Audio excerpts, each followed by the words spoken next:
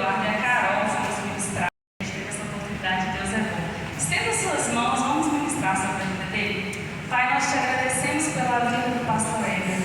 Senhor Deus, o Senhor trouxe aqui como um presente para nós. E neste momento ele se faz como um instrumento nas mãos do Senhor. Que não seja mais ele, mas o teu Espírito, Senhor Deus, a falar através dele. Nós estamos, ó Pai, ansiosos, cheios de expectativas para saber o que o Senhor tem para nós. Pai, enquanto o teu filho está aqui, ó Pai, servindo ao Senhor, servindo a tua igreja, eu te peço que o Senhor guarde cada um dos seus. Guarde a sua família, filhos, tudo aquilo que leva o teu nome, Pai. Eu te peço em nome de Jesus que o Senhor possa guardar, proteger a vida dele. Senhor Deus, nós te agradecemos por este momento. Pedimos, ó Pai, que não haja nenhuma distração, nenhum contratempo, mas que nós possamos estar atentos à tua mensagem. Assim nós oramos em nome de Jesus. Amém. Aleluia. Meus irmãos, recebam a paz do Senhor. Amém. Está feliz com Jesus. Amém. Glória a Deus, que bom que você está feliz com Jesus, que bom que você veio. Mano, eu queria que você se colocasse de pé, por gentileza. Antes de nós lermos o texto da palavra do Senhor, o pessoal da mídia, eu falei que era King James, mas eu vou ler no celular, porque eu estou me seguindo. Então a versão do celular é outra, tá? É revista e atualizada, se vocês quiserem mudar aí. Eu pedi você para se colocar de pé e antes de ler o texto, eu queria que você me ajudasse orando pela vida de uma pessoa, amém? Eu creio no poder da oração, irmãos. Nós estamos enfrentando uma batalha muito grande há algum tempo com uma irmã de uma amiga que muito nos ajuda no nosso ministério, e ela teve uma gravidez de risco e ao longo de 7 meses ela tem enfrentado uma dificuldade muito grande. O bebê nasceu prematuro essa semana. E nós pensamos assim, bom, tá tudo bem, nós vamos respirar agora, né? Aí eu cheguei aqui, eu recebi a mensagem que ela contraiu uma infecção. E o bebê está bem, mas ela está com CTI agora, com uma infecção com o resto do parto. Eu queria que você me ajudasse a orar pela vida dela. O nome dela é Paloma. E eu queria que você pedisse que Jesus fosse te encontrar ela agora. E eu creio, irmãos, eu creio no poder da oração. Amém? Pai, em nome de Jesus. A tua igreja está reunida orando nesta noite. Pai, nós levantamos um clamor juntos pela vida da Paloma. Tu és o Deus que preservou a vida do bebê quando os médicos disseram que não iria sobreviver. Tu és o Deus que fez aquela criança nascer sem sequela quando os médicos disseram que se nascesse, nasceria com grandes sequelas. Ah, Senhor Jesus Cristo, nós levantamos a ti um clamor nesta noite. Tu és Pai.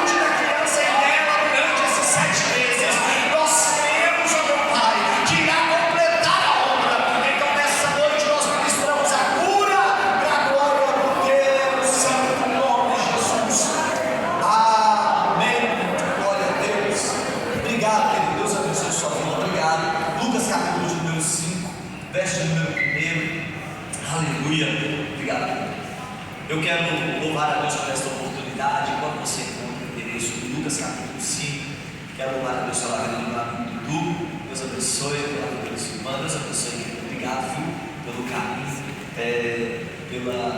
pela oportunidade de estarmos aqui servindo essa igreja. Há algum tempo atrás eu morava aqui no bairro de Nova York e eu trabalhava em Contagem. Eu passava por esse caminho todos os dias, fazia esse percurso todos os dias para cortar carne e sair do lado. E eu passava aqui e sempre falava assim: eu vou vir nessa igreja. Um dia eu vou vir pregar nessa igreja. E aí Jesus preparou e trouxe a gente aqui. Glória a Deus por isso. Deus é Deus de encontros, amém? Glória a Deus. Lucas capítulo 5. Se você encontrou, diga Amém? Diz assim a palavra do Senhor: aconteceu que, apertando a multidão para ouvir a palavra de Deus, estava ele junto ao lago de Genezaré, e viu dois barcos junto à praia do lago. Mas os pescadores, havendo desembarcado, lavavam as redes. E entrando em um dos barcos, que era o de Simão, pediu-lhe que o afastasse um pouco da praia. Algumas traduções diz pediu que afastasse um pouco da terra. E assentando-se em sinal do barco as multidões. Quando acabou de falar, disse a Simão: faze-te ao largo e lançai as vossas redes para pescar. Respondeu-lhe Simão: mestre, havendo trabalhado toda a noite, nada apanhamos, mas sob a tua palavra lançarei as redes. E isto fazendo, apanharam grande quantidade de peixe, e rompia-se-lhes a rede. Então fizeram sinais aos companheiros do outro barco para que fossem ajudados, e foram, e encheram ambos os barcos a ponto de quase irem a pique. Versículo de número 11. E arrastando eles o barco sobre a praia, deixaram tudo e o seguiram. Amém? Amém. Pode tomar o seu assento, se você quiser manter a sua Bíblia aberta, faz bem. Meus irmãos, nós estamos diante de um texto muito familiar. O capítulo 5 do livro de Lucas é, sem dúvida, uma narrativa, uma história muito conhecida daqueles que amam e praticam a leitura da palavra do Senhor. É o capítulo 5 também, o texto da chamada de Pedro. É dentro desse contexto aqui que Jesus vai chamar Pedro e vai fazer uma promessa. A chamada de Pedro é: você vem, e a promessa é: eu te faço pescador de homens. O capítulo 5 inicia com Jesus chegando à beira de uma praia.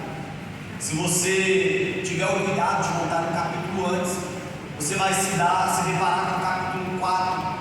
E o capítulo 4 é a narrativa do batismo de Jesus, da descida do Espírito Santo sobre Jesus.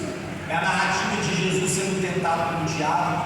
É a história de Jesus vencendo a tentação contra o diabo no deserto. E a Bíblia diz já no finalzinho do capítulo 4, que depois de atender inúmeras pessoas, de curar inúmeras pessoas, a Bíblia diz no finalzinho do capítulo 4 que Jesus sai da onde está de jejum e de oração. Baixe só um pouquinho, por favor, eu sou meio mal educado, eu grito, aí fica dando microfone. Jesus, ele de fato estava cansado. São 40 dias de jejum e de oração. Se você ler o texto com bastante cuidado, você vai perceber que o diabo chega no momento da fragilidade de Jesus. Jesus está visivelmente fragilizado após 40 dias de oração e de jejum. Pastor, por que Jesus está fragilizado? Qual é a certeza disso? O texto diz que depois de jejuar 40 dias, Jesus teve fome. Obviamente, eu e você sabemos que não é necessário esperar 40 dias sem comer para que a fome nos perturbe. Entretanto, o que o texto está dizendo, uma informação de que Jesus teve fome, não é que Jesus sentiu a sua barriga roncar, não é que Jesus sentiu um desconforto, deu um calafrio, porque a glicemia baixou um pouco, coisa desse tipo. A ciência diz que a fome que nós sentimos durante o dia não é literalmente uma fome. O que nós sentimos é um desejo de comer, porque o nosso organismo está acostumado a se alimentar várias vezes ao dia. A ciência diz que nos 3 primeiros dias, pelo menos, o que nós sentimos não é fome. Após isso, a ciência diz que a fome passa a doer. Meu pai dizia, eu me lembro que o meu pai dizia que a fome dói. E essa expressão de que a fome dói é exatamente a expressão que está sendo empregada no texto quando diz que após 40 dias Jesus teve fome. O que o texto está dizendo é que a fome pegou Jesus de um jeito que estava doendo literalmente no seu corpo. É nesse momento que o diabo se aproxima.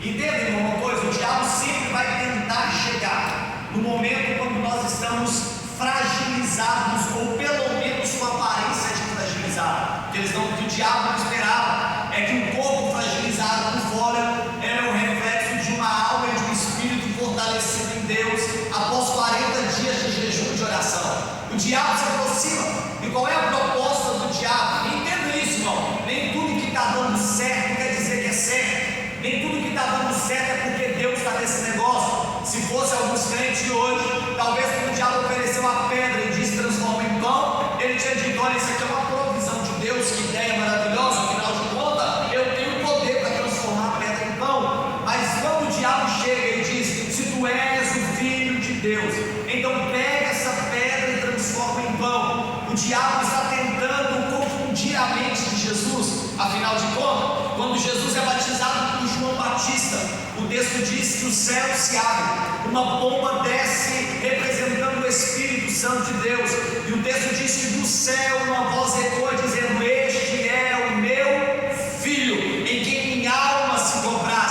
Qual é a proposta do diabo? Se tu és o filho de Deus. O diabo quer colocar em xeque a identidade de Jesus. Aí ele diz: se tu és o filho de Deus, então pega a pedra e transforma a pedra em pão. Sabe o que é lindo? É que Jesus sabe que é filho, e quem sabe a identidade que tem não precisa ficar provando nada para ninguém. O Jesus olha para ele e diz assim: Satanás, para trás de mim, porque está escrito que nem só de pão viverá o homem, mas de toda a palavra. O texto diz que Jesus sai desse ambiente de batalha espiritual, e ele quer um lugar deserto, talvez porque quisesse descansar, talvez porque quisesse tirar um tempo a sós e recobrar as energias, recobrar a sua força. Mas o texto diz que a multidão persegue Jesus, a multidão vai atrás de Jesus, e o capítulo de número 5 inicia dizendo que a multidão foi atrás de Jesus até a beira do lago de Genezaré, ou do mar da Galileia, como você quiser chamar. O texto diz que quando Jesus chega à praia, à beira da praia do lago de Genezaré, Jesus olha para a praia e ele vê dois barcos. Quantos barcos?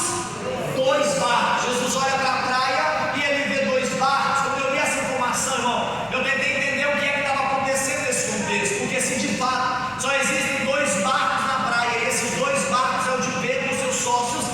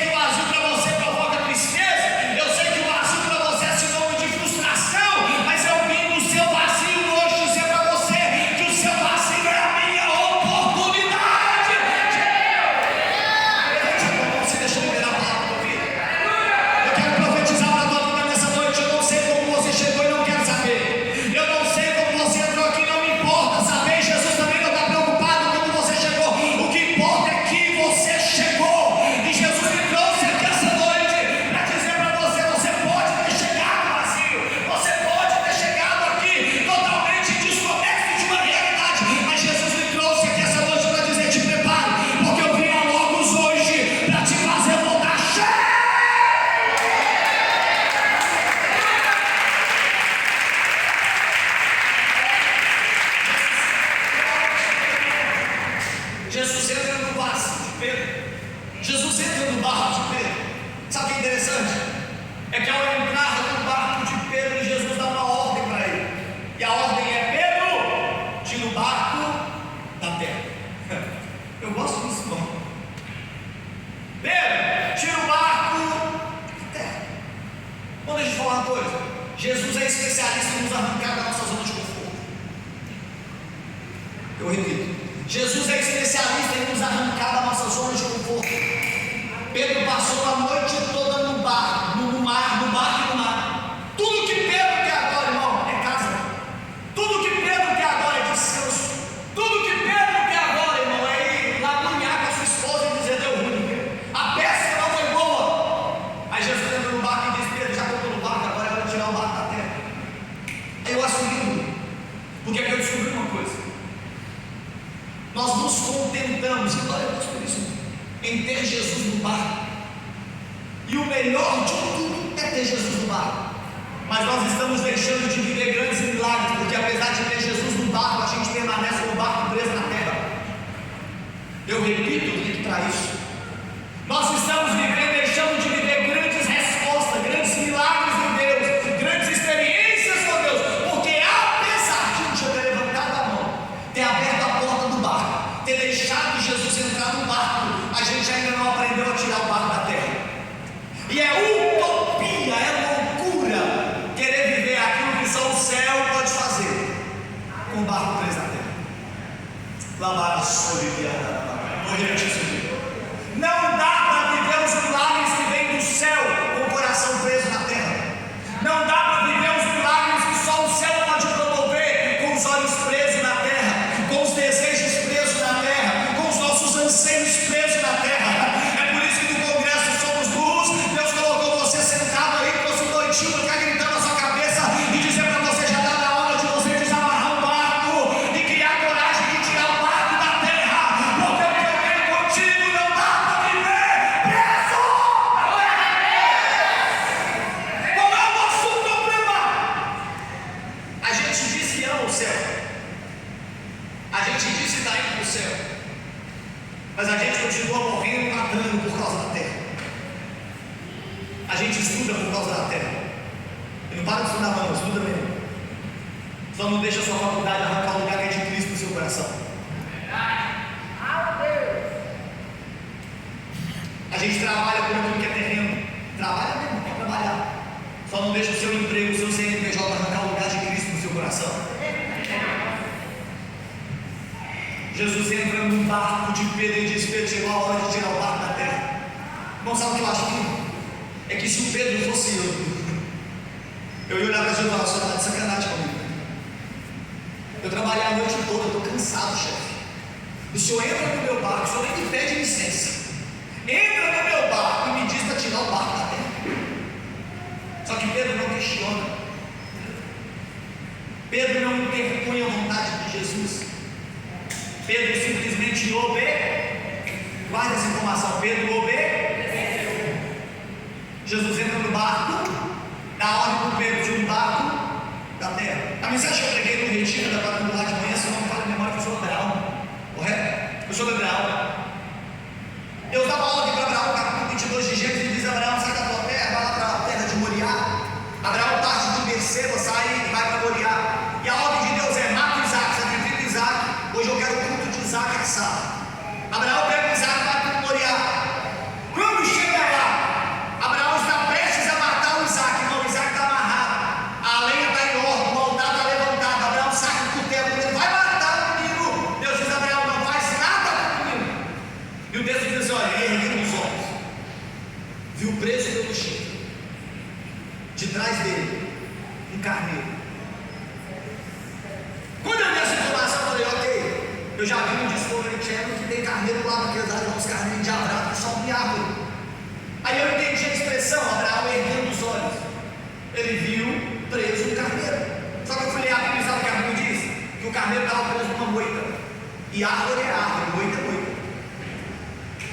Árvore é algo, moita é rasteira.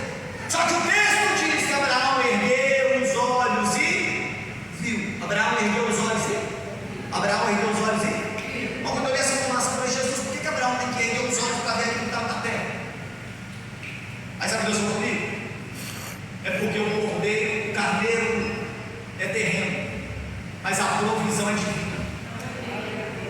E não dá para a gente ver aquilo que o céu está mandando se a gente continuar olhando para a terra. Pedro não quer discutir com Jesus, Pedro quer viver o que Jesus quer que ele viva. Pedro entra no barco de Jesus, tira o barco da terra. Jesus começa a pregar, irmão. O texto diz que Jesus entra no barco e Jesus simplesmente começa o culto. Só que eu disse para você que Jesus está vindo com batalha espiritual e Jesus está possivelmente cansado. E todo mundo, quando está cansado, quer descanso. Opa, peraí. Se eu sou o Pedro, eu discuto com Jesus. Mas se eu sou Jesus, irmão, eu tiro o barco, faço o Pedro tirar o barco da terra e falo que ela faça o barco dessa multidão, porque eu quero descansar, povo chato, senhor. Eu estou cansado, deixa eu descansar. Só que Jesus, ao invés de pedir Pedro para ir para longe, para ele descansar, ele começa a ouvir. Porque Jesus está ensinando para a gente que o melhor lugar para a gente descansar ainda se chama culto. Você não entendeu? Culto não cansa, culto descansa. Deixa eu te falar, irmão, o que cansa é passar roupa para os outros, mas a gente vai. O que cansa é pegar o ônibus lotado, em pé até o centro, bater cartão 7, 8 horas da manhã, mas a gente faz.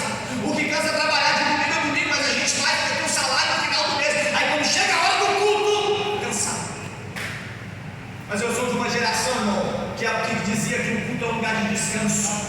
Eu sou de uma geração que entrava num culto como esse e cantava louvor e dizia: sai leve, parece que tirou o fardo das minhas costas, parece que eu cheguei lá carregando 1000 quilos e agora eu estou voltando suave, leve, porque culto descansa, porque culto refrigera, porque num culto como esse que você esquece que tem problema e entra numa atmosfera de adoração, e enquanto você adora, Deus nada a sua alma. Jesus começa o culto. Estou cansado, mas estou pregando o Evangelho. Jesus começa no culto, Jesus está cultuando, Jesus está pregando. E aí eu acho muito lindo. Jesus prega para o povo ouvir Jesus. Aí o texto diz que Jesus termina o sermão. Aí só para a gente mexer com nossa curiosidade, que voz é essa que Jesus tem? Que ele consegue pregar para a multidão na beira da praia e a multidão consegue ouvir ele. É por isso que João em Apocalipse ele diz: olha, eu vi que quando fala, a sua voz é mais forte do que as vozes de muitas águas. Lembra de Mateus capítulo 14, quando Jesus vem andando sobre a tempestade? Os discípulos gritam e dizem: é um fantasma! Jesus, no meio da tempestade, responde assim: não tema, sou eu. E o texto diz que os discípulos ouviram ele. Que voz é essa? Se eu fosse você, descansar o seu coração hoje. Se eu fosse você, acalmava a sua alma hoje. Se eu fosse você, eu parava de dar ouvido para a voz do vento, para a voz da tempestade, porque Deus te trouxe aqui essa noite para dizer para você: você só não me ouviu ainda porque você está ouvindo muita gente, está ouvindo muita coisa, mas eu te trouxe aqui hoje para dizer para você: não temas, porque sou eu quem estou falando, e quando eu falo, vem o mar me obedece. Aí Jesus está pregando, e isso diz que Jesus terminou o sermão. Jesus acaba o sermão, e o texto diz que ele se volta para Pedro. Bom, Jesus tinha um negócio com Pedro. Jesus entra no barco de Pedro. Jesus faz o Pedro tirar o barco da terra. Jesus prega para a multidão do barco de Pedro para testar a paciência de Pedro. Aí depois Jesus vai falar diretamente com Pedro. E eu gosto desse negócio. Porque quem tem chamado, irmão, precisa entender que o processo com quem tem chamado é diferente, irmão. É porque que todo mundo pode, eu não posso. Porque Deus não entregou para todo mundo que Ele está querendo entregar para você, criatura. A gente está com o João, vou falar de novo. Nós precisamos entender que Jesus nos chamou para ser luz no meio das trevas. Mas todo mundo, bom, você não é todo mundo, só eu nunca te disse isso. A minha mãe fala. Se deixar, ela fala até hoje. Quem tem chamada de Deus precisa entender que o caminho é outro, o processo é outro, a forma de tratar é outra. Você quer ver só? Os discípulos estão no meio da tempestade, e aí Jesus fala para eles assim: olha, fica tranquilo, sou eu, não temas. E a Bíblia diz que ele foi para o barco e serviu uma bonança. Olha a diferença, irmão, de nível. São discípulos,